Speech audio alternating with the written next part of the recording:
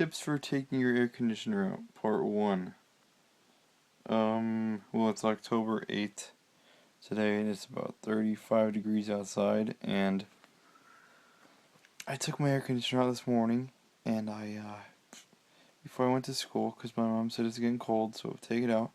So I took it out, put it on my bedroom floor, and then I come home at like 12 o'clock at night, and I sit down and I'm studying, and I see a yellow jacket.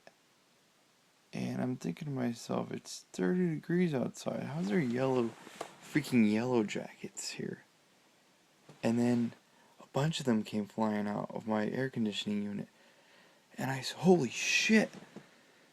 So I grabbed the t-shirt and went to town on those bastards. And there's a bunch of dead yellow jackets in my room right now. So next time you take an air conditioner out, don't put it in your bedroom and then walk away from it. You should probably throw it in the basement.